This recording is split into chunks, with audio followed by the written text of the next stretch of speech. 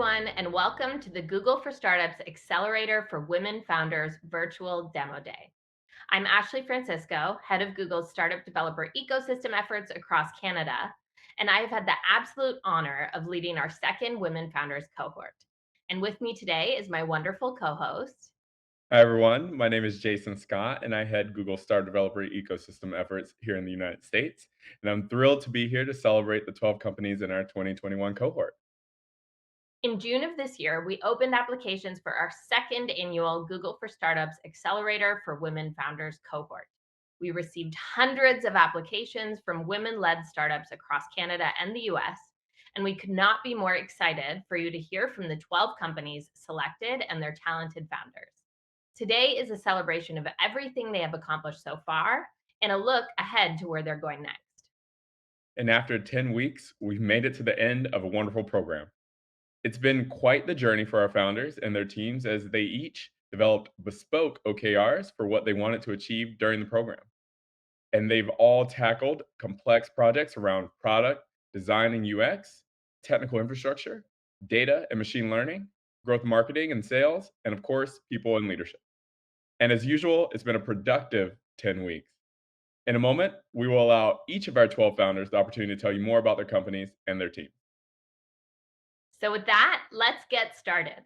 Each startup will have 5 minutes to share their story with you and to respond to one question. So, be sure to ask any questions you may have in the chat during their presentations. First up, it is my pleasure to introduce Ingrid Polini, founder and CEO of SafetyDocs Global.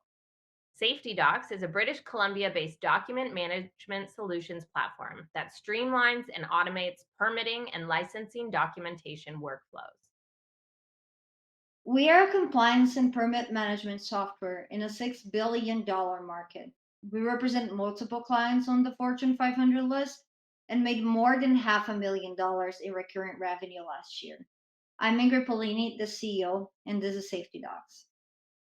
Let's talk about one of the industries we support in order to explain the problem we're tackling. Property management companies are spending thousands of dollars trying to control the risk and compliance of properties, overwhelmed by the amount of work and keeping up with the dates and processes. What volume of documents are we talking about? SafetyDocs' average customer manages around 20,000 documents a year. The department that is in charge of this has to take a fine budget and deal with the insatiable need for compliance across thousands of properties, and on top of that, track the numbers of pending fines and violations, all while expiration dates go week after week. And while I told you about property management, this goes across multiple industries, spending millions of dollars a year and countless hours on spreadsheets and third party solutions that don't really communicate with each other and do not offer efficient project management for risk mitigation. Even though document management solutions have been here for decades, they only store and categorize. What we have created and patented is the whole suite of document compliance management, with the risk analysis to the project management of the document workflow. Our solution tackles the three main issues these professionals encounter. The first is cost reduction. The number of fines for overdue licenses and permits can be managed to zero, and we have proof of that with our current clients. Dynamic and assertive decisions with graphs and reports, the management team knows exactly where to act next, and a photograph of how its compliance documents look today. For risk management, the loss of information doesn't occur because all the tasks and all the next steps are in the platform. So, for example, if an employee is not in the office or there's a change of personnel, all the information and steps are safely stored. Regulatory tech is a $6 billion market worldwide, and it's growing, projected to reach $28 billion by 2027. Top of mind for Canadian CIOs, according to Gartner, is cloud and security. SafetyDocs is hitting the right notes, and now our numbers show that. SafetyDocs has been profitable since its first year of operation, and our SaaS format with monthly recurrent revenue creates scalability and allows us to focus on growth. We have been building a strong stable of clients representing several Fortune 500 companies over the last 5 years. gaining traction globally as we continue to onboard more organizations weekly.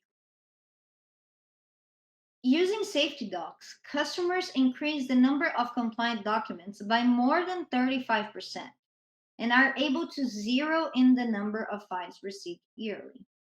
Our retention rate is 98%, and the number of compliance documents controlled in our platform has an increase of more than 400% in clients just on the first 3 years of usage. Controlling permits with SafetyDocs is just the tip of the iceberg, and our clients today control most of their property documents on our platform. We have a great team working daily on SafetyDocs. I'm the CEO, focused on leadership, technology, and growing our team of 10 employees, joined by my co founder, whose expertise is in permits, consulting, and business management. Between the co founders, we have more than 30 years in regulatory document management expertise. And at this time, we're working with several accelerator programs, allowing us to focus growing our company with high profit and low cost, while offering our clients a great customer experience. This is SafetyDocs, a company built on passion, so companies can focus on what they do best, and will take care of their paperwork. Thank you. Thanks, Ingrid. Can you tell us what are the main differences between your software and other document management platforms? Awesome. That's a great question. So the main thing between our software and the differences with other platforms is that our software controls the whole workflow of the documentation. So we're talking about tasks, we're talking about expiration date reminders, notifications, and every single access to it. So that makes our software not only store and categorize like other softwares in the industry do, but actually concerned with the whole process of getting that permit in renewing that permit and participating all the participating people within that. So that would be the main difference between our software. We focus on the whole plura of needs of those professionals that work with document management. Thank you, Ingrid. Up next, we'll be hearing from This Way Global, based in Austin, Texas. They aim to match all people to all jobs, fairly and without bias. Their web platform accurately delivers qualified talent while increasing diversity and inclusion so ROI is optimized. Over to you, Angela. Hi, I'm Angela Hood. I'm the founder and CEO of This Way Global, and we deliver matching that matters. I know you've seen it in the headlines, but maybe you don't understand the complete problem. There is more than 10 million unfilled jobs and millions of people that are looking for jobs right now. This problem is massive, and what they never discuss in the press is what the real problem is. It's probably because they don't know what it is. The secret to solving this problem is removing the bias. It's always there, but you can't quite see it. Even more complex than that is there's bias of companies, there's bias of recruiters and hiring managers, which we talk about a lot. And then there's the bias of the candidates, which is hardly ever discussed. To solve this requires intense focus on removing this bias. We have done so, and now we can conservatively project that we will have more than 20,000 paying customers by 2023. The road to this solution was long. When I started as a field engineer in the construction industry as a woman, I thought I could just submit my resume like normal. But what I learned over time is I had to use my initials, which are AL. I couldn't use Angela because if I submitted the same resume using a female name to the same company for the same job, no response. If I used my initials where I looked like I was a guy, I got the interview and I got the job. I still love the industry, so I spent 15 years in it. And over the time, I found out that there was not just bias around gender and ethnicity, but also against veterans and LGBTQ people, because they also suffer from the same bias that keeps us from being successful. Long story short, I ended up taking my family to Cambridge, England, so that I could execute my R&D at Cambridge University. And after years and years of trials, we were finally successful. I failed 13 times because solving this problem is incredibly difficult, but I am dedicated to solving this for everyone. Now we have hit product market fit and we see the flywheel happening. I could not be more excited. We're delivering tech that is meaningful and that is working for people of all types. We are not quasi illegal like most of our competitors. And we are doing something that has been long wanted in the market, delivering a fair playing field for both companies and for individuals. What do we actually do? I'll explain very briefly. We source and match without bias using our proprietary and applied artificial intelligence. We match to current employees, to your past applicants, to our 169 million passive individuals, and through our 3,500 strong partnership network. This is something no competitor has. We deliver it in our platform. We deliver it in where the employees or the employers are already working in their HRIS and CRM systems, and through white label partners in the talent network. We match all people to all jobs. We're not just in one segment and not just entry level, not just executive, all people to all jobs. We are exercising the ease of Stripe in the embedded nature of NVIDIA. This is a little bit more complicated, but I can explain when we talk one-on-one. Our goal is to deliver a solution and valuable return in just 2 minutes instead of weeks or months, which is what our current customer base has been experiencing with our competitors. OEM differentiation really matters. It takes a little bit longer to ramp up because the integrated nature of the technology and the enterprise level technology required to execute. But the revenue return, customer retention, and stickiness is worth it. You have to make this decision from day one, and we did. These decisions are made because I have an excellent team.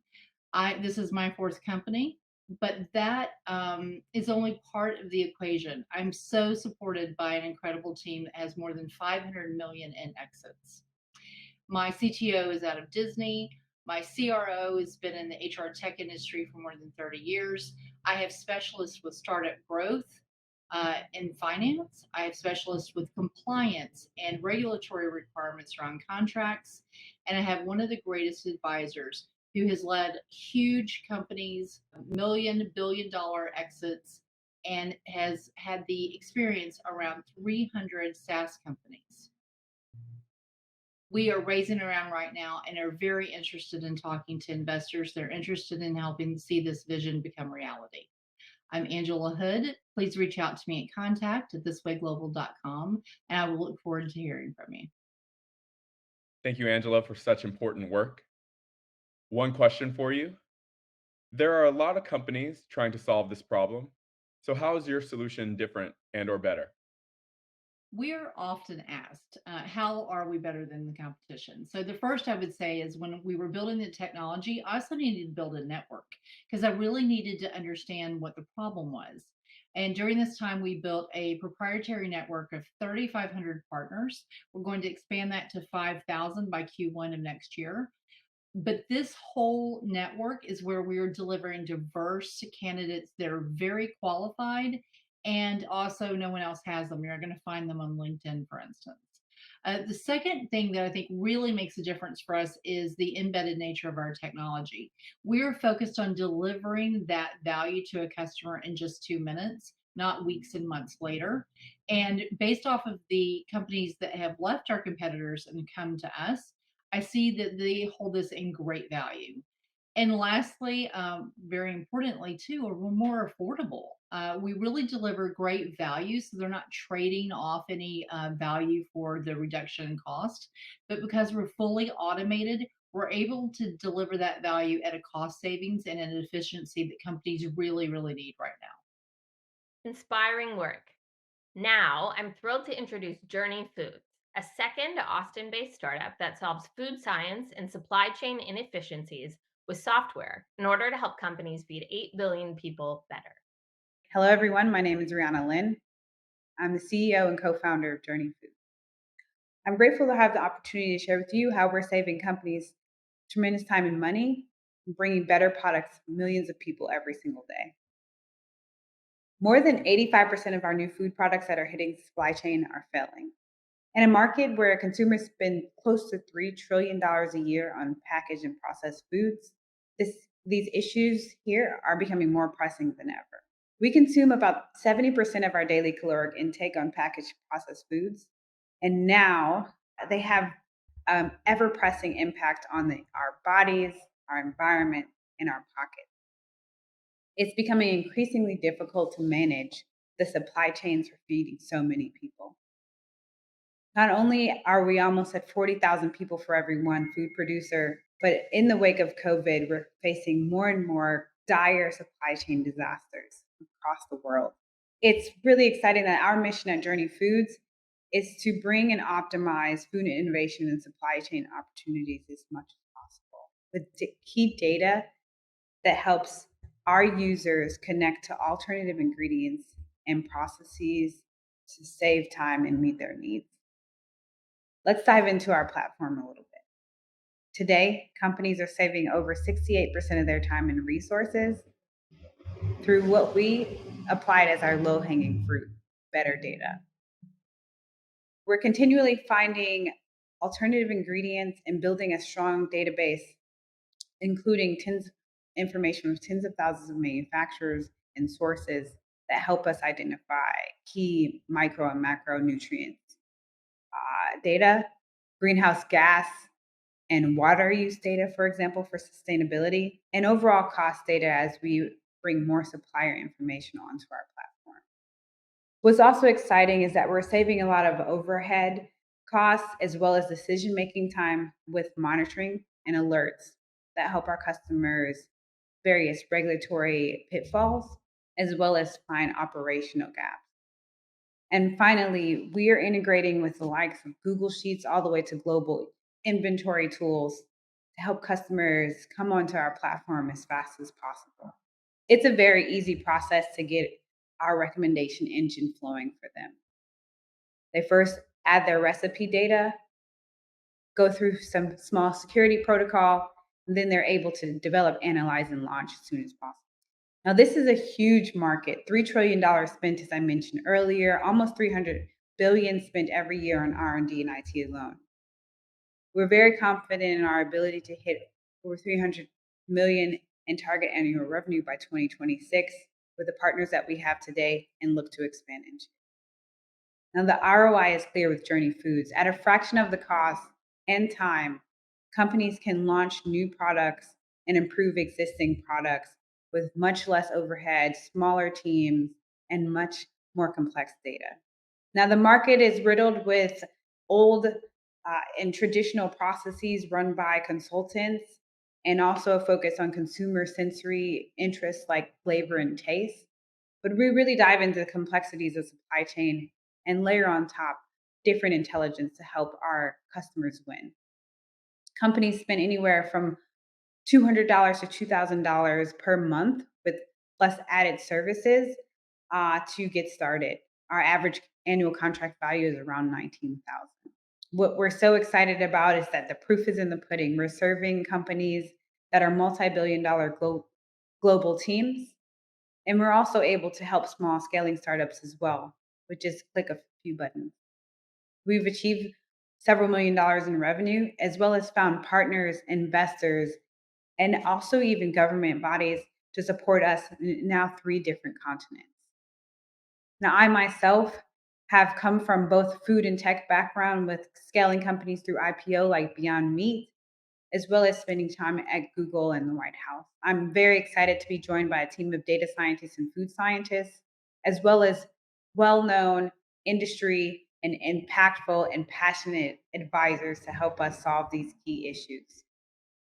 Thank you so much again for the opportunity. We look forward to seeing you join us as we solve the future of work in food and feed billions of people better in the coming years. Thank you. Thank you so much. Can you tell us what prevents the big food companies from doing this internally? Well, here are a few things.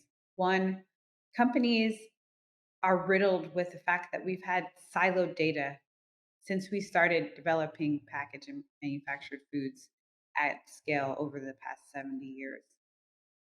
Also, creatively, these companies just haven't invested, one, in the right teams, as well as the right processes, including using artificial intelligence and machine learning.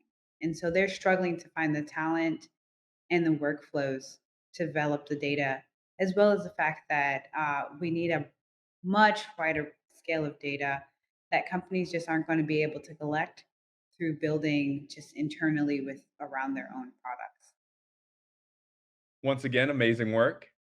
Up next, we have Katie Hall from Clara to tell us about their competency analytics engine that helps organizations understand their people and hire better. Hi, I'm Katie, founder and CEO of Clara, a competency analytics engine that helps companies understand their people and hire better. You are the adaptive workforce officer at Google. The year is 2030. Your smart home wakes you up, and a hologram displays a list of business updates on the wall. Last night before going to bed, you had selected critical competencies that your team needs. Now, people in 6 countries have matched to those competencies, started working, and are getting paid in real time for the tasks they're completing. Clara also executed optimizations to your machine and human workforce overnight, including things like software updates, learning opportunities, and realignment of teams. This is not how the world works right now. And in order for us to get there, someone has to build the infrastructure. Even the most innovative companies are still using job descriptions, resumes, and degrees to estimate what people can do. This outdated system is a remnant of the industrial economy and won't work for the digital one. The Fortune 500 know this, and they're looking for a better way. But what are they going to use when HR tech, recruiting firms, and job sites go away for good? Clara is a collaborative intelligence system that uses a living data set of competencies to integrate and optimize your human and machine workforce. This gives you a proactive asset map of your organization as opposed to a reactive hiring system. We offer annual subscription SaaS to the analytics portal with optional upgrade modules for the hiring marketplace, workforce simulation, and teams. We have $500,000 in contracts out for signature, and the pipeline is worth $3.2 million. Let's talk use cases. Melissa thought that she needed to hire a data scientist, but Clara showed her that someone in the finance department already had data science competencies. So she not only saved $250,000 on that one hire, but she increased the utilization and satisfaction of that employee. Brian has been tasked by his board to increase the amount of diverse candidates that are interviewed and promoted at his company. So he's using Clara to build a comprehensive map of all of his current talent. Then he will use our marketplace to fill those gaps. There are thousands of workers on the Clara marketplace from all 50 states, and 71% of them have never been on a job site of any kind because the current system doesn't work for them, especially if they don't have a resume. And this invisible half of the labor market is incredibly diverse and very skilled. Brian is already getting better candidates to the interview, and he's cut his sourcing time by 60%. I used to build competency taxonomies for governments and businesses, and this startup was built on that experience and the market demand for this specific solution. There's a lot going on in this space right now. Future of work, HR tech, job sites for every vertical. But behavior hasn't really changed because we don't just need a Band-Aid on the broken one. We need to reinvent the system altogether. Competencies are a proven methodology that's been around for decades, adding value to organizations. But this is the first market-wide solution that uses our custom library paired with machine learning and packaged as SaaS. That's the difference maker. Building a new category requires a senior and experienced team, and that's what I've assembled. This group has over 80 years of workforce, engineering, sales, growth, and product experience, and they are fun, resilient, and hungry. We're raising a Q1 seed round next year, and we're already getting a lot of interest in this round, but we'd love to use this demo day to generate meetings with you all and potentially close it up before even hitting the road. Thanks for your attention, and I look forward to meeting you. Thank you again, Katie. Can you tell us how companies are tackling the challenges you're describing now without your tool? Great. Thank you for the question. The way that companies are doing this now is that they're piecing together several different solutions on their own and trying to keep that updated on their own. So big companies will have a recruiting firm that they're paying, plus several different job sites that they're paying for. Then they're going to have an applicant tracking system to watch how people move through their organization. Then they're going to pay consultants to come in and potentially do this competency work for them. Robert Half, Korn Ferry, McKinsey. Piecing all these things together results in about 20x what we cost. And so our biggest value proposition is that we do all of those things in one place, internal analytics and external hiring at 1/20th of the price of them putting all of those solutions together on their own. It's much more sustainable. We keep it up to date, and it's software that allows them to streamline those operations. Thank you. Next, I'm happy to introduce you to Paperstack, a Toronto, Ontario-based company that serves as an all-in-one platform to help self-employed individuals with incorporation, bookkeeping, and taxes. Hello, my name is Asal Biglenova and I'm a co-founder and CEO at Paperstack. We are a fractional CFO for your online store. Let me tell you a little bit more about e-commerce. There are over 40 million stores around the world selling different products such as candles, t-shirts, and custom-made jewelry. And the number of e-commerce sellers doubled since the beginning of pandemic. Many of those e-commerce sellers are first-time entrepreneurs. They are excited about creating new products, building their audience, and inspiring their consumers with their vision. However, for many of them, financial data, debits and credits, and ratios are intimidating and scary. However, without understanding properly this information, it will not be possible to make informed business decisions. This is where Paperstack comes in. We provide with fully automated bookkeeping, visualizing their cash flow, and providing what we call insights to help them manage and grow their e-commerce stores. It will not be possible without our team. As I mentioned before, my name is Asal Biglenova and I'm a co-founder and CEO at Paperstack. Prior to Paperstack, I spent over 6 years in accounting and banking, helping individuals who could not hire a CFO or private wealth advisor to help them make smart financial decisions. My co-founder, Vadim Lidic, he has over 5 years of experience in tech. He is a full stack developer. He has been part of various startups such as PropTech, esports, fintech. He knows how to build products from scratch. On the other side, you could see our investors and advisors. We understand that we're building a fintech product in the e-commerce space. That's why we were looking for specific individuals who helped us take Paperstack to the next level. It will not be possible to build a CFO product without talented CPA. That's why we have Amanda Wright joining Paperstack and helped us transition our vision into a great product. We also have Ethan, who was an early employee of Clearbank. We also have Tim Mayer, who is an e-commerce expert and ex-director at Walmart.ca. We're grateful to also attract successful entrepreneurs who previously sold and exited their ventures. So far, it's been working great. We did a soft launch in March 2021 and quickly went from 0 to 30 clients. We've been charging our clients since day one. We also were able to sign several distribution partnerships, and one of them is with Canadian Unicorn. Of course, the highlight of our summer was acceptance into Google Accelerator. Shortly after, we were able to close our pre-seed round of $250,000. Last but not least, we also got accepted into Techstars US program. There is no doubt that e-commerce space is growing. More and more people choose to start e-commerce stores as a way of living into a full-time living. E-commerce is a rocket ship and growing every year and presents us over $100 billion opportunities every year. While we were at Google Accelerator, we did a tremendous progress. Early in our accelerator, we were able to find the product market fit in the e-commerce space. We were also working closely with our Google mentors. Many of them are product and AI leaders as well as talented engineers. Highlight of our time at Google Accelerator was, of course, pitching to Peter Norvig, who is the father of AI and also director of research at Google. Last but not least, Paperstack got approved to be listed on Shopify App Store and is currently available to over 1.8 Shopify sellers. Last but not least, we got accepted into Techstars US program. Paperstack is the only Canadian startup that got accepted into inaugural cohort dedicated to diversity and inclusion.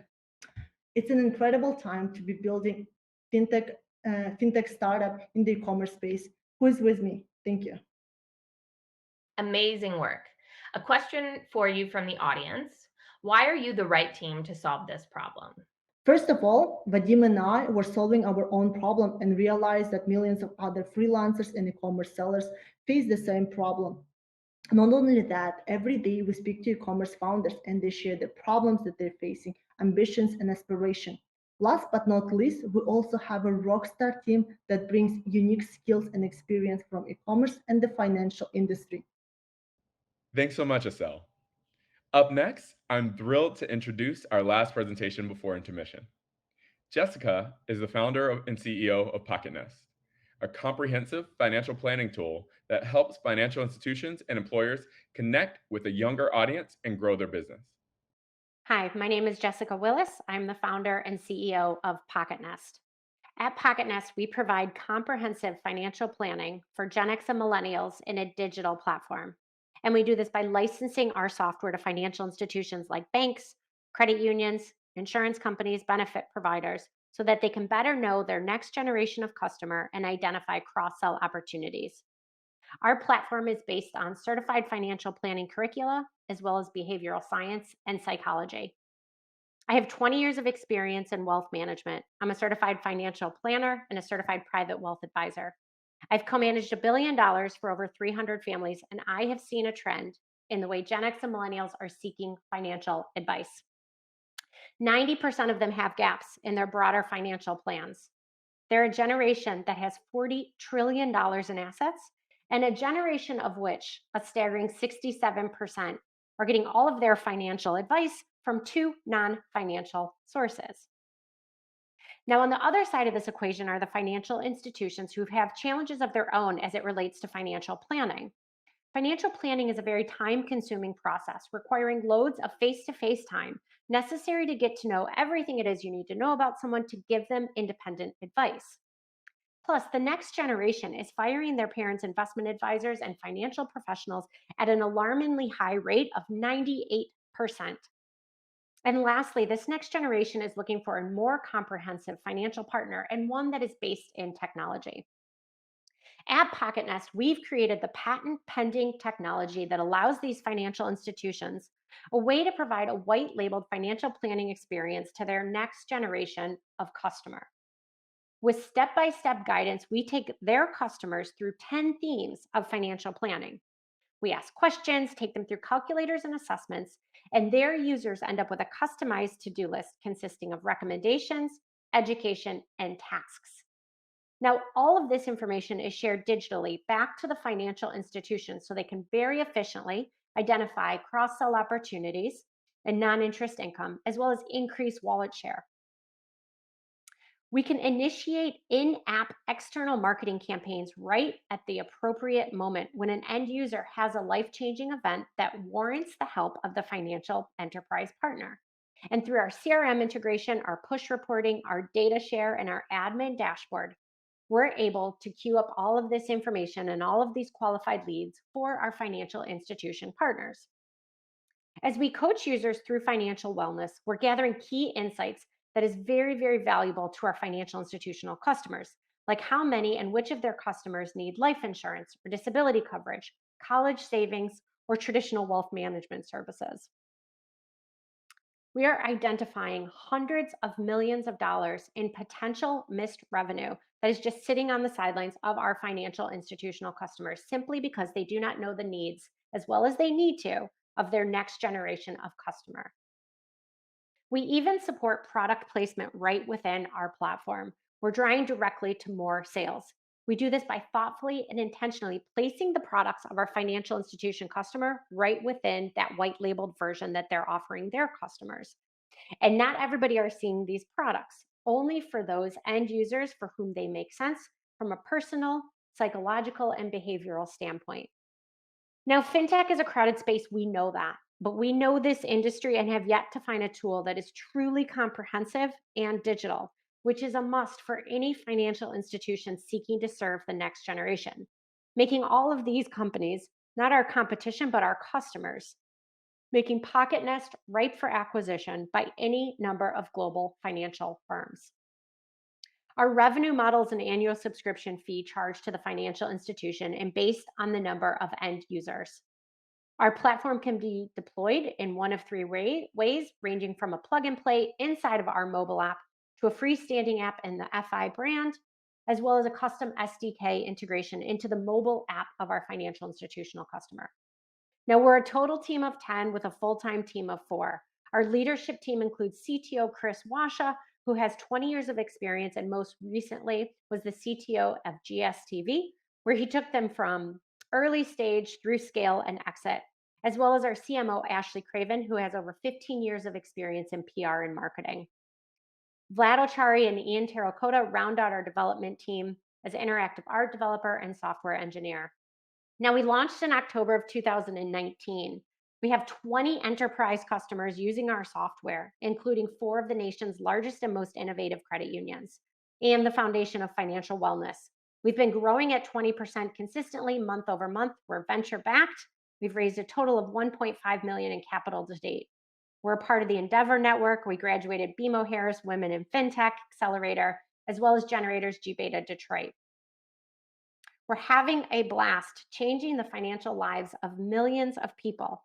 And at this point, we'd like to turn it over to you for questions. Thank you. Great job, Jessica. Tell us a little bit about the competitive landscape. There are robo-advisors, Mint, Acorns, wealth tech, and mobile banking providers. Where do you all fit in there?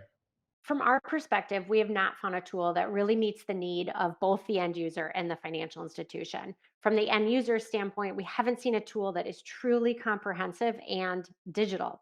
And then we certainly haven't found one that is providing a white labeled experience to the financial professionals to queue up lead gen and cross-sell opportunities. We look at the wealth tech firms like eMoney and Money Guide Pro. They provide tech to the advisor world, but they don't have a great, a direct user experience. And they're not tapped into the banks or the credit unions yet. We look at the mobile banking providers like Q2, MX Backbase. They serve the banks and the credit unions, but they're not doing comprehensive financial planning yet. We know that. We've talked to them.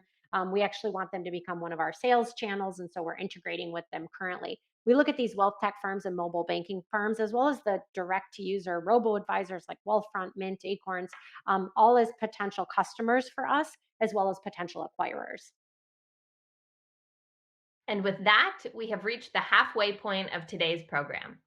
A tremendous thank you and congratulations to the 6 founders we've heard from so far. I hope you're all as inspired as I am. Before we dive into the second half, let's look back at the journey our founders have been on over the last 10 weeks. So sit back, enjoy, and don't go anywhere. After the 5-minute intermission, we will hear from the remaining 6 companies.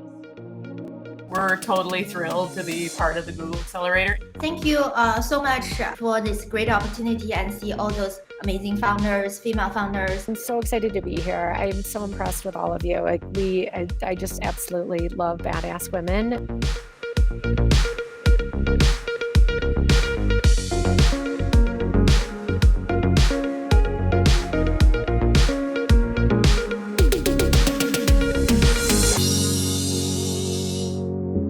First and foremost, a sincere welcome on behalf of me and the team here, and I could not be more excited to be kicking off our second Women Founder cohort. We are matching all people to all jobs without bias. We provide on-site wastewater treatment for food and beverage companies. We are creating the world's most actionable food, beverage, and packaging database to really solve the inefficiencies in food science and supply chains.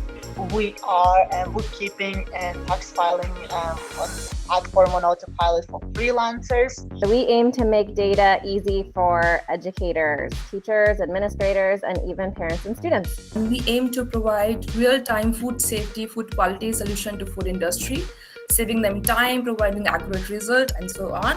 We aim to make textile and fabric sourcing more efficient and accessible to companies of all stages of development. We are building the new data set that quantifies all human value for the future of work. We're helping companies use what we call competencies to quantify talent, build teams, and hire better. We've created the world's first blind spot sensor system that can be added to any wheelchair, transforming it into a smart wheelchair. We have a software as service that focuses on permits and licensing, so basically compliance software that really helps companies work on their workflow so they can focus on what they do best. So we do comprehensive financial planning, and we do that by licensing to institutions, so we're not direct to user. We are building the AI platform that aggregates the global life science data from clinical trials to approval to manufacturing and including adverse event and recall. The program kicks off with bespoke OKRs for each startup team. Hi, Google for Startups Accelerator, party started. From there, we dive into product and design UX. The definition of UX is context. It's often overlooked, but it does matter.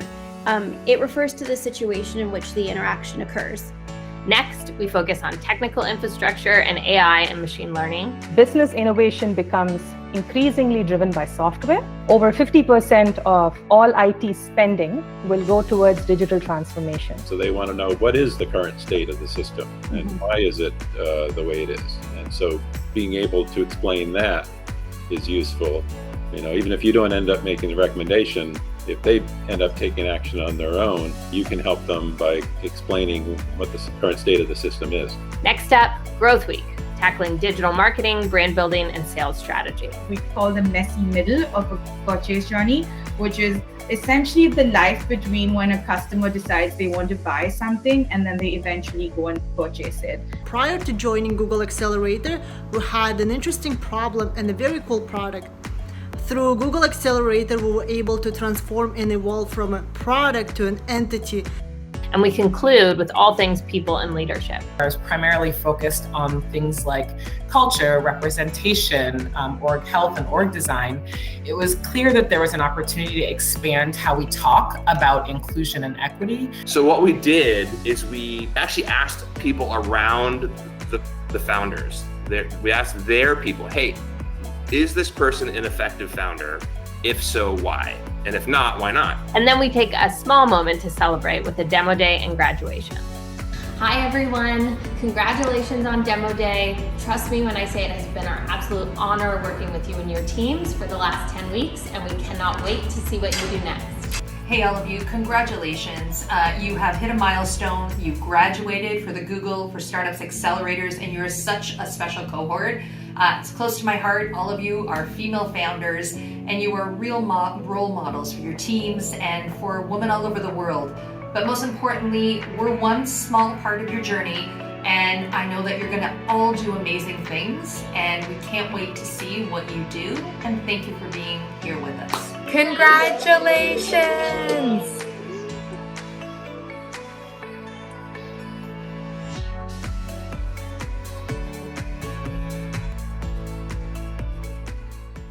Welcome back. I always love taking a look back at our startups and what they've been up to during their time with us. Up next, we'll be hearing from Aquacycle. Aquacycle makes energy-neutral wastewater treatment a reality, offering modular on-site systems to treat high-strength organic waste streams. Hello, it's a pleasure to share with you a little bit about Aquacycle today. My name is Oriana Bretschker. I am the CEO and founder at Aquacycle. And here we are solving some of the world's most challenging wastewater problems, specifically wastewater generated in the food and beverage industry. These large-scale manufacturing facilities generate wastewaters which are sometimes 1,000 times more concentrated in carbon than what you see in a typical city sewer. Simple carbon, mostly sugar, but it causes a lot of problems downstream if not treated appropriately. Also, all of these facilities must meet permit requirements. They're often faced with massive disposal costs because of the concentrates of their wastewater, and they're all seeking sustainable solutions. And that's where Aquacycle comes in. We provide a plug-and-play on-site treatment technology, wastewater treatment as a service for these food and beverage customers. Typically, we're going to save them anywhere from 20 to 60% on their wastewater management costs. We've been demonstrating the technology successfully over the last 2 years across multiple applications within the food and beverage space, from beer to candy. And one of the big offerings that we are able to provide is real-time remote monitoring and controls, which means we catch potential issues before they become real problems on site, and we minimize the amount of operator time at a customer facility. Literally, our technology is a little black box. The bioelectrochemical treatment technology, or BET, is what you see pictured here. We use naturally existing bacteria already present in the local environment or in the wastewater that we want to treat. We bring those bacteria into each one of our reactors. Those bacteria start to form biofilms or fixed films on the internal surfaces inside of each reactor. And as they do that, they start to use those surfaces as a way to respire or a way to breathe. And in that process, they give up electrons. We grab those electrons, we move them across the circuit, producing DC power. Sometimes we can produce enough power to offset our own energy demand. In some cases, we can even be energy positive. But the relationship between respiration, electricity production, and treatment rate is such that the faster we move those electrons away from the bacteria, or the more electrical current that we draw, we force those bacteria to breathe faster. And when they're breathing faster, they're eating faster. And that's what's driving treatment rate. So the more electricity we produce, the faster the treatment rate is. We stack these reactors together like Legos inside a standard shipping container, 20-foot or 40-foot version. And we can treat anywhere from 5,000 to 10,000 gallons a day inside each one of these containers. And we can have multiple containers on a customer site depending on their flow. We offer the fastest treatment times on the market, the lowest GHG emissions relative to any technology, and the lowest amount of secondary biomass evolved during treatment, which means there's not a secondary waste stream that the customer has to manage off-site. We've been testing and demonstrating this technology now for many years. We have manufacturing already established in South Korea, Tijuana, and in San Diego, California, where our headquarters are. And we've been working across the industry and demonstrating how successful this technology can be. We have signed our first commercial contract with one of the largest food and beverage producers in the world. It's a 3-year recurring revenue. And as I mentioned before, we are offering wastewater treatment as a service. So we are always seeking to expand our client base, solving some of these major challenges within the industry. We'll be opening our next funding round at the beginning of 22 and constantly seeking global partners to help us establish a sustainable approach to wastewater treatment in this industry and beyond. Thank you very much. Oriana, one question from our audience.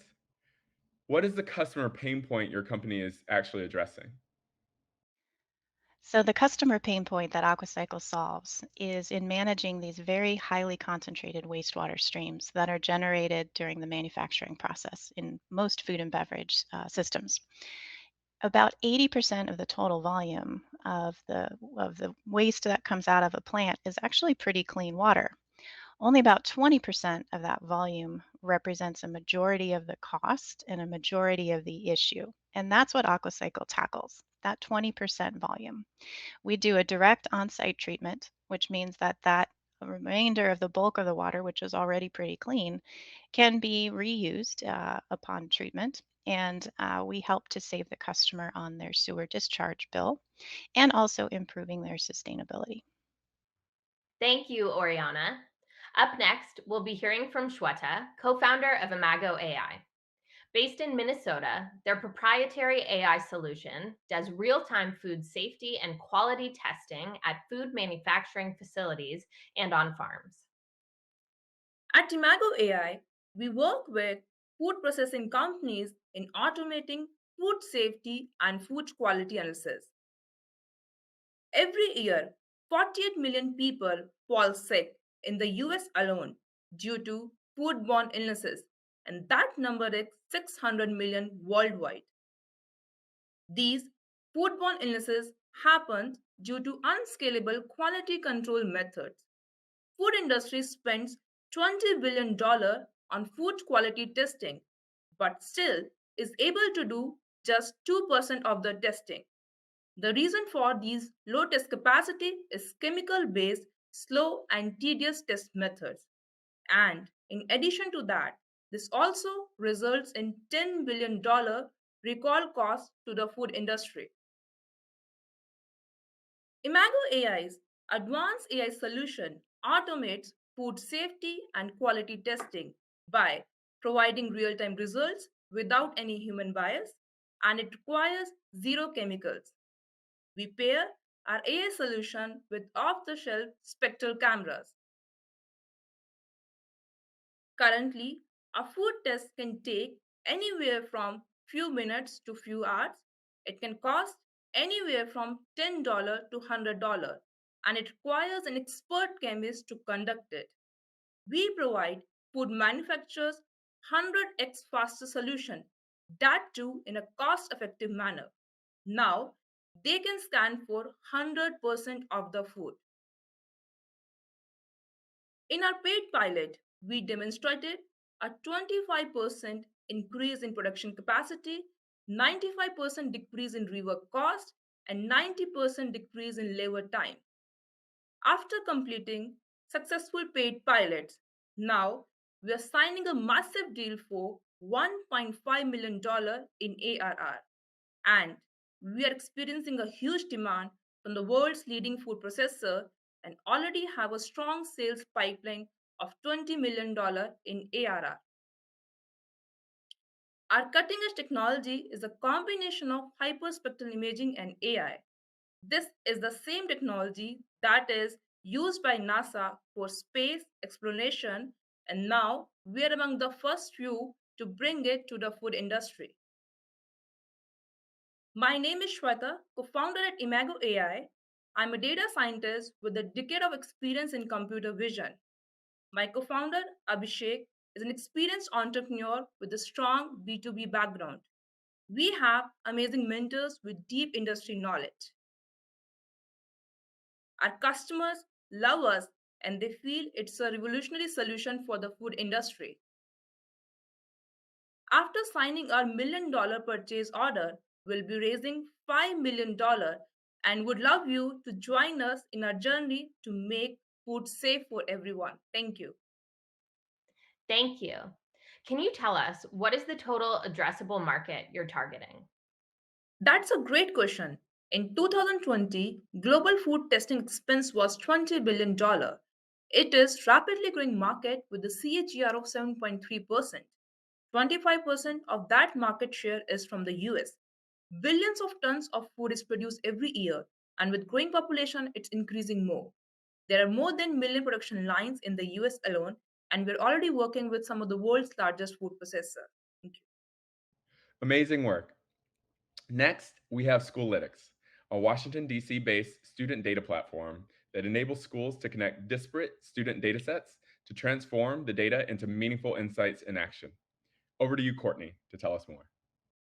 Hi, I'm Courtney Monk, a co-founder of Schoollytics, where we are building a comprehensive student data platform to make data easy for educators. I want to start by introducing you to my son, Henry, a 6th grader who just started middle school. He now has a Chromebook that is used both in class and at home. He's also using a ton of digital learning apps and creating a digital learning footprint. Other education data about Henry, such as attendance, grades, and survey responses, is logged in other systems. The good news is that we have this information in a digital format. It's no longer on paper in a filing cabinet. The bad news is that while we could be using this data to create a deeply personalized learning experience for Henry, these data sets are not connected enough to do so. Meanwhile, there's a team of people, teachers, support staff, administrators, parents, i.e. me, who are trying to pull all of this data together, but it's time-consuming and difficult, if not impossible. What we need is a platform that helps everyone make sure Henry's on track every day of the school year. Teachers and parents need this data for individual students like Henry, and administrators need a platform to deliver insights at the school and district level and to track the progress of their strategic plan. But if it's so obvious that schools need to be using a data platform, what's the holdup? I've identified 4 key barriers to schools using data. First, As in Henry's story, the tools and systems used by schools do not talk to each other. Second, much of the software in schools is antiquated and lacks basic functionality like APIs. Third, most schools' IT departments can't afford expensive data scientists and engineers capable of building data infrastructure. And fourth, 90% of schools actually have under 5,000 students, so they can't really do meaningful statistics or machine learning on that size of data. Enter Schoollytics. We offer a broad set of products to alleviate all of these problems. We have built a platform that ingests data from multiple sources, creates a managed data warehouse, and delivers data products with insights and action steps. We are like the segment for education. Unlike our competitors, our technology turns on in less than a day, so users can get data almost instantly. We also offer experiences for nearly every stakeholder, including students and parents, which differentiates us from most other edtech products. What does this actually mean in practice? We save educators time by automating tasks and help them make sense of data. For a teacher, we turn their gradebook, which looks like this, very detailed but very disaggregated, into this beautiful summary metrics so that teachers know how their students are doing. And we offer beautiful data visualizations to help users spot trends. Our go-to-market strategy is rooted in a product-led, bottoms-up approach. In our first year, we built a community of 8,000 teachers who love our free product. These teachers referred us to administrators, resulting in qualified leads. And because of our ability to turn on the product so quickly, we offered districts a free trial with their own data, which has a 70% conversion rate, much higher than the industry average. Districts ultimately buy an annual or multi-year SaaS subscription. To date, we have around 200K in ARR and are serving 50 customers, districts, and universities in 5 countries. Remember that Google Classroom has a global footprint with over 150 million users worldwide. We are being pulled into the higher ed and international markets, even though we've not focused any marketing efforts in these spaces. We've also seen very positive signs of continued product market fit beyond the pandemic, with average contract growth of 4x for 4x for returning customers. Just considering the number of K-12 and higher ed institutions across the US, our TAM is around 450 million. Globally, the TAM is closer to 14 billion. Interestingly, with the fast-growing market in adult learning, we believe that there's an even greater opportunity as employers and non-traditional schools look to track student learning and outcomes. One fun example is that just the other day, we received an inquiry from the Department of Transportation for a US state. They use Google Classroom for their driver's ed classes and are interested in using our product to track student progress and engagement. Our team is comprised of experts in data and education. Both Aaron and I worked at Chegg for a number of years as data scientists before founding Schoollytics. And our whole team has experience working directly in education as either former teachers, administrators, or school board members, or have worked in an edtech company before. We're actually about to close our $2.5 million seed round, led by Haystack, with Audacious Ventures participating. So we're not looking for investment right now, but we'd love to connect with you if you'd like to learn more about Schoollytics. We do have some big goals to hit for our Series A. On the product side, our goal is to build a product that gives teachers superpowers. We're also hiring for engineers and ahead of growth, so if you have any referrals, please send them to me, Courtney@Schoollytics.com. And of course, we'll be optimizing our sales funnel over the next year to reach our big revenue goals. Thank you for your time today. Please don't hesitate to reach out to me if you would like to learn more. Thanks again. Courtney, we all know that selling a B2B edtech product is very difficult. What are you doing differently? Our secret sauce comes in 3 forms. The first one is a product-led, bottoms-up sales approach with free teacher accounts. This has proven pretty effective with some other big edtech tools. Our second specialty is in offering multi-stakeholder accounts, meaning that we design a product that teachers, administrators, parents, and students, and support specialists can all use. The final thing is that we reduce the time to value for our stakeholders. As I mentioned in the presentation, our tool turns on in less than 24 hours. And in fact, for individual free teachers, it will turn on in a matter of minutes. So most people, when they think about data, they're wondering, oh, how long will that take? A couple of months? Actually, we'll just turn it on and it will work. Thank you, Schoollytics. Now, I'd love to introduce Annie from Tenjiva. Based in Montreal, Quebec, Tengiva is the first digital platform enabling real-time supply chain in the textile industry. Let's say we're looking for something. What do? Well, we Google it. What if I told you that there's $1 trillion industry that is nearly non-existent on Google? Textiles. You know the material you transform into a garment, into furniture, into car seats. Well, 99% of these companies still manages their distribution and sale process using endless email, complex international payments, spreadsheet, phone calls, months of back and forth for a single fabric. It's so inefficient that each year they end up wasting 35% of their resources. Well, at Tengiva, we found how to automate into a single operation a months-long distribution process that starts from the product discovery to the delivery. So, what's Tengiva? Well, it's not a marketplace because these alone don't work in our business. Sure, it has a marketplace component, but the combination with networking effects and process optimization changes everything. Tengiva is a real-time distribution platform targeting the textile market segment.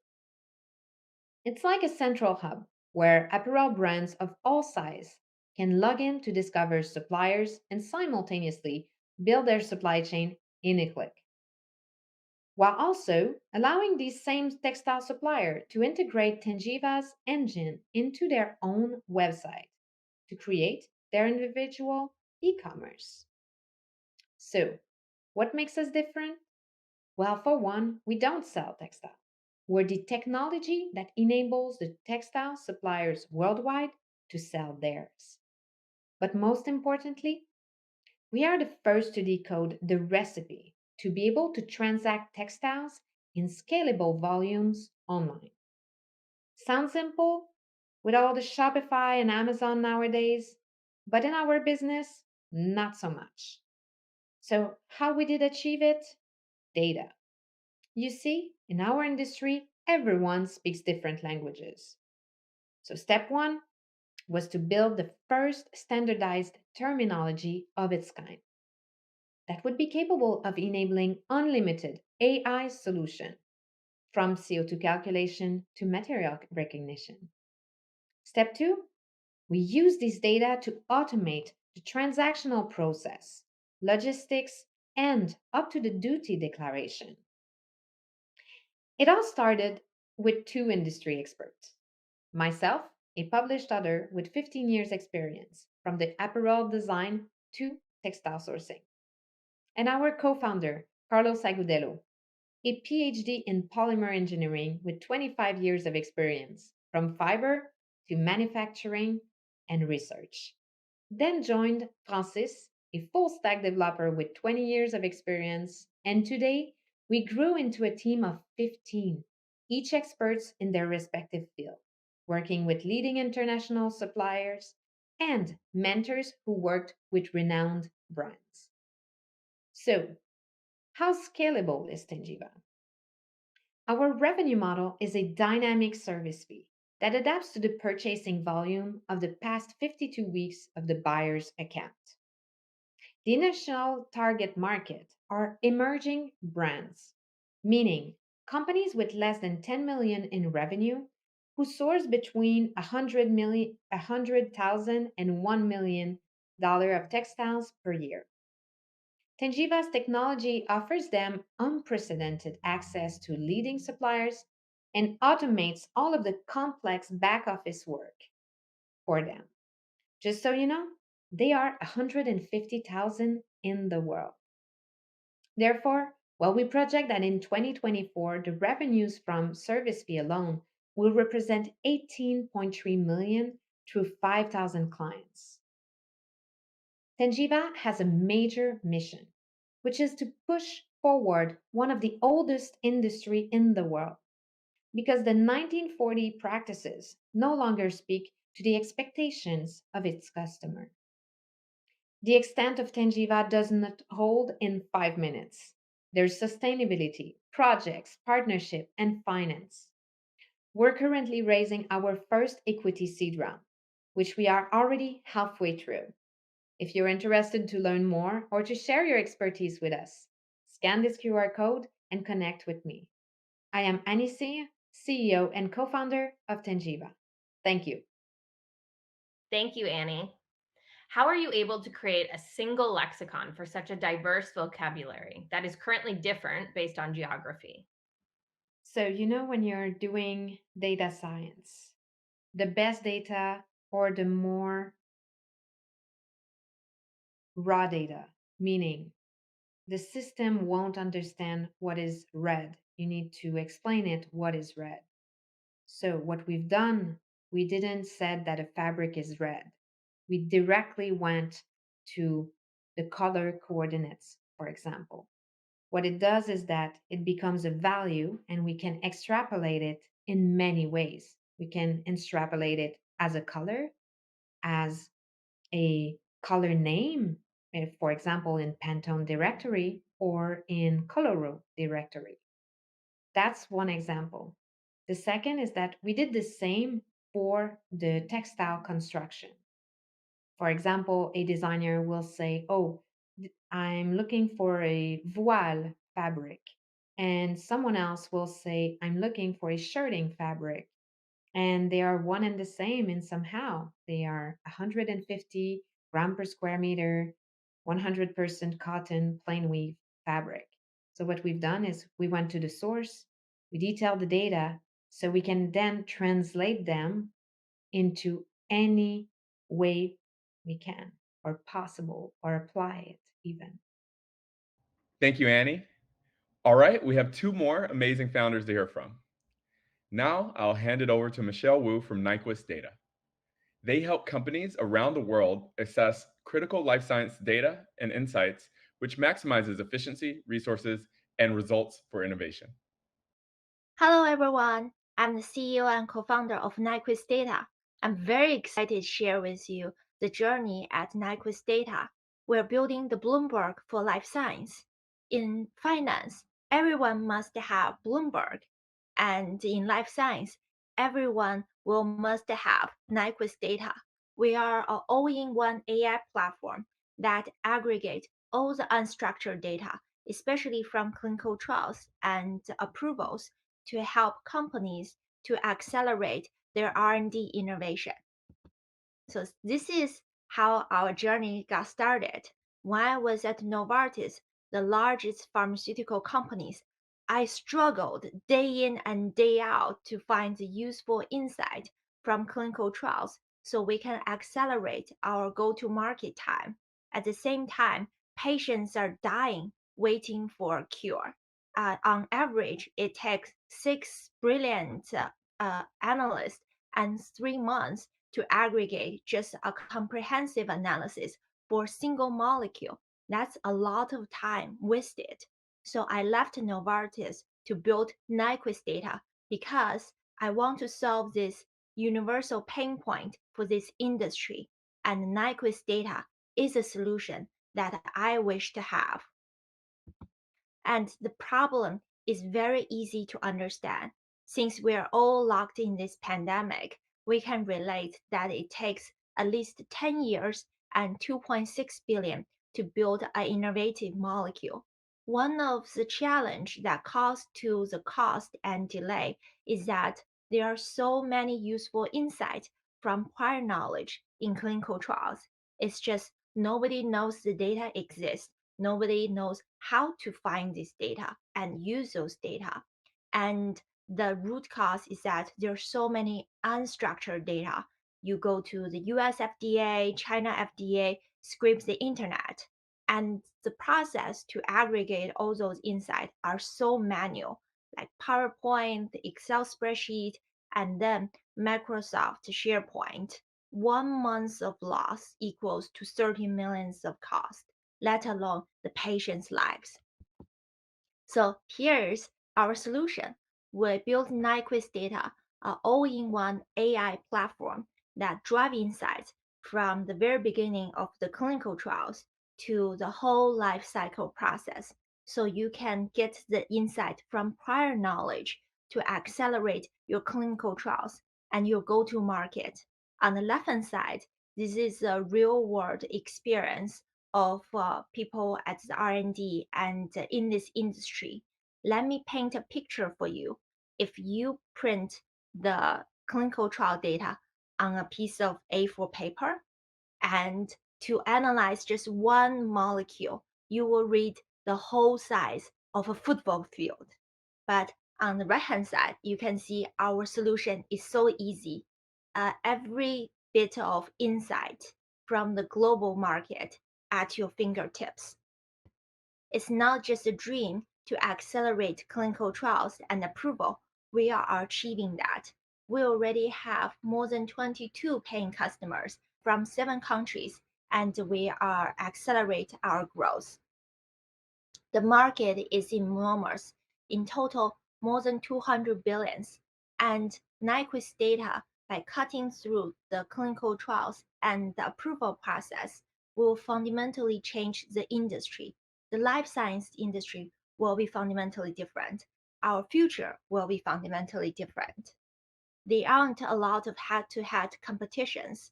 On one hand, companies are still relying on generic search, which gives them a lot of unrelated information, which wastes them a lot of time, or they depend on very expensive consultants, which requires also a lot of time and is not scalable.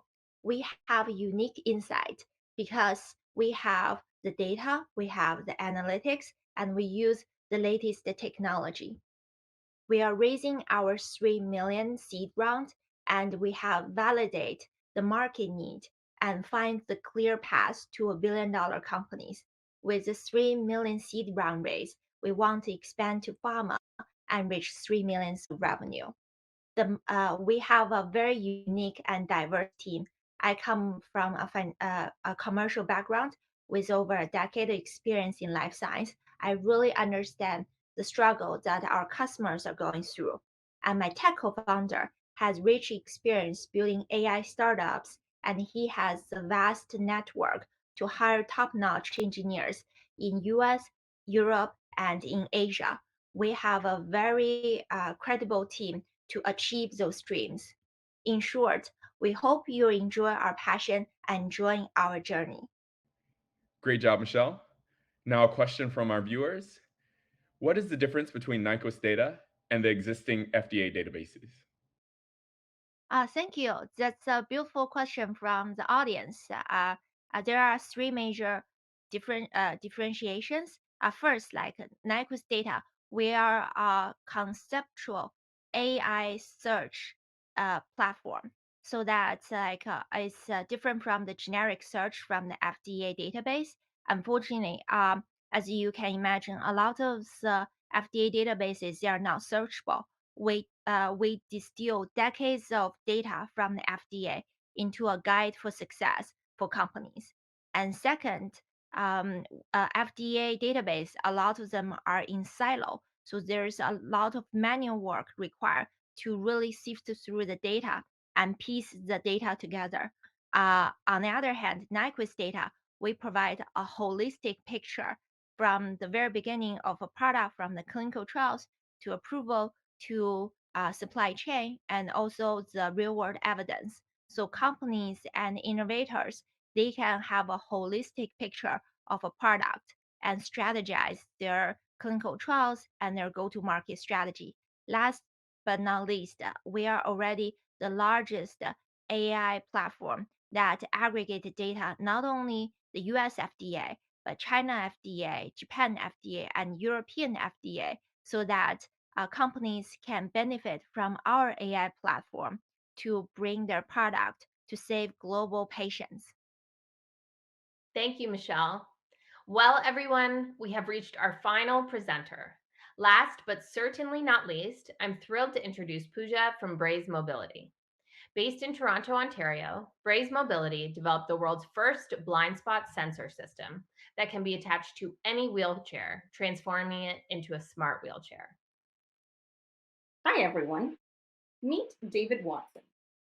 David had been using a power wheelchair for many years, but 2 years ago, staff at his long-term care facility were about to take his powered wheelchair, his only means of independent mobility, away from him. You see, David drives in a tilted position and often can't see what's around him, so he was having accidents. Staff felt they had to choose David's autonomy or the safety of everyone in the home. This is not just David's story. 20% of power wheelchair users experience at least one major collision within a year, and 11% of these users are hospitalized. Accidents like this can lead to embarrassment and even exclusion from the use of powered wheelchairs altogether, even when no other option for independent mobility exists. I saw this as a violation of a fundamental human right and co-founded Raise Mobility, where we've created the world's first blind spot sensors for wheelchairs. Our product restores dignity and independence back to the user, reduces caregiver burden and stress, decreases property damage, and increases safety, not only for the user, but others in the environment as well. So why now? Well, because most cars we drive today have blind spot sensors, which have already been mandated in the automotive industry. Why shouldn't wheelchair users have the same right to peace of mind and safety? Our blind spot sensors can be added to any wheelchair, transforming it into a smart wheelchair. Our system provides feedback to the user regarding location and proximity to obstacles through intuitive lights, sounds, and vibration. My name is Pooja Vishwanathan, and I'm the CEO and co-founder of Raise Mobility. I have a PhD in assistive technology and robotics, have worked at Honda Research Institute, and have been leading smart wheelchair research and international collaborations for over a decade. My co-founder, Dr. Alex Mihalaides, is a world leader in technology and aging, with over 150 peer-reviewed publications in the field, and lives with spinal cord injury. We have experience in accessibility, caregiving, design, manufacturing, and over 25 years of experience in the industry with 2 successful exits. We have wheelchair users on our team who drive our innovation forward, pun intended. The mobility aids market is $1.14 billion, and our entrance market is nearly 4 million wheelchair users in North America, up to 91% of whom can benefit from smart wheelchairs, according to researchers at the US Department of Veterans Affairs. We've already filed patents in North America, Europe, and Asia. We have vast connections to clinicians who are the gatekeepers of assistive technology. Our system adapts to the varying abilities of our users at no additional manufacturing cost to us. We also have strong traction with key stakeholders in the space. We launched commercially last February, and to date, we've generated over $150K in revenue, selling more than 100 units, with our largest customer being the US Department of Veterans Affairs. The VA has featured us in their national newsletter, and we've sold to 7 VA hospitals. We're also testing a new terrain analysis system in collaboration with the VHA Innovators Network as an IEX Breaking Boundaries Collaboration Challenge winner. During COVID, we doubled down on digital marketing, virtual demos, and onboarded some of the top independent manufacturers reps with established VA relationships in over 30 states. We also set ourselves up for growth outside the VA by partnering with the largest dealers in US and Canada, giving us access to over 70% market share and more than 700 reps across the country. We're also currently negotiating with a leading wheelchair manufacturer for an OEM agreement, which will increase our revenue by 8x. And we've got more in the pipeline. Next year, we'll start rolling out our data analytics platform, which will revolutionize wheelchair training and assessment, and eventually help us build more accessible cities through smart mobility, creating additional revenue streams. And as for David, this is him, just a few months ago, still driving his powered wheelchair. With our blind spot sensors, David has independent mobility and dignity. Staff can support his autonomy without compromising on safety. David's friend and advocate has peace of mind. Because at Brave, we believe that mobility is a fundamental human right, not a privilege.